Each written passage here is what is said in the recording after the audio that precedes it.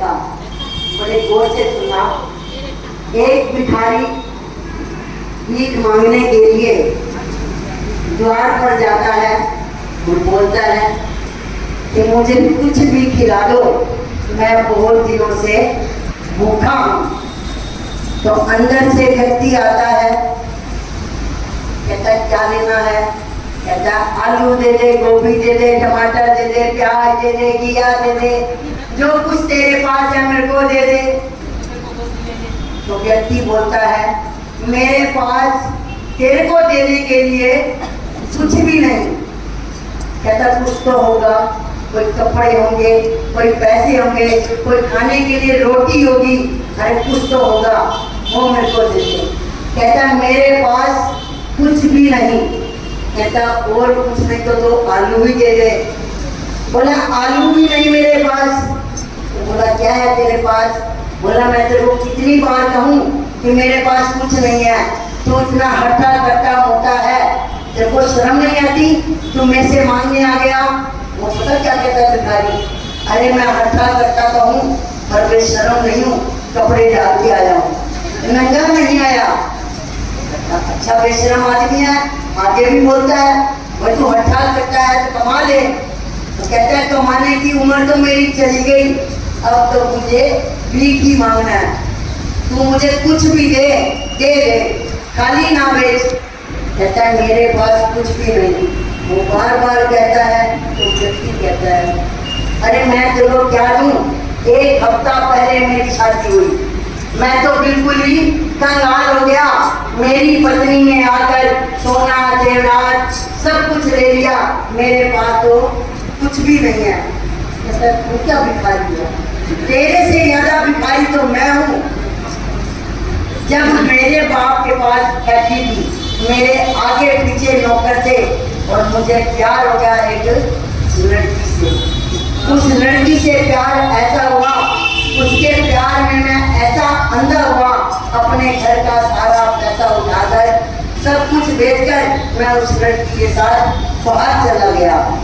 बाहर गया तो यही सोचकर कि मेरी वो गर्लफ्रेंड है, लेकिन जब रात को सोए वो कहती तो थी मेरे को मैं सारा कुछ साफ सफाई और अच्छी तरह करती हूँ, पर मैं उसकी बात को समझ ना पाया कि वो कैसी साफ सफाई करती है।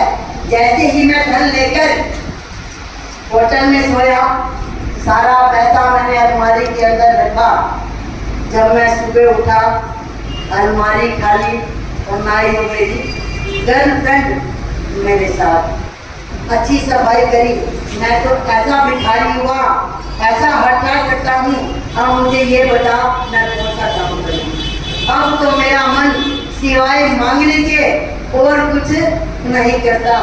वो व्यक्ति कहता है ये बता तू तो सब कुछ गवा बैठा और मेरी पत्नी ने सारा सोना सारा जेवरात ले लिया, मैं तो अब कंगाल हूँ। कहता है फिर ऐसे कर, उस सोना चांदी को अपने घर मत रखियो। कहते नहीं नहीं मैं घर नहीं रख रहा। तो बोला क्या करेगा? बोला करना क्या है?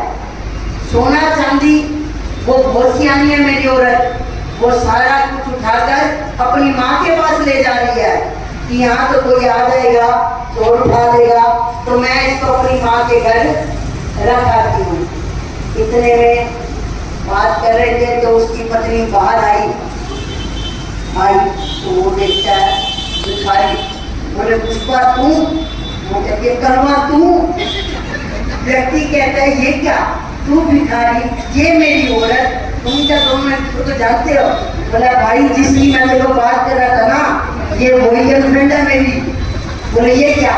बोला अब तू भी कटोरा खाला अंदर से और मैंने तो खा भी रखा है, अब दोनों हम एक जैसे हो गए। उस पुष्पा ने तो एक नाचुड़ी अपना बैग लेके और बोल देखो विश्वास, आजकल लव मैरिज करते हैं लोग, कभी घर नहीं करते क्योंकि माँ बाप भी डरते हैं, क्योंकि औलाद एक होती है, एक लड़की एक लड़का, मरते क्या ना करें, मरना पड़ता है उनके लिए कि हाय कभी ये मर ना जाए, कभी कुछ हो ना जाए। लव मैरिज करो, डूबो तुम कहीं मर्जी डूबो। लेकिन किस लिए? देखो यही हालात होएगा जो उस व्यक्ति साथ हुआ और वो भिखारी बन गया।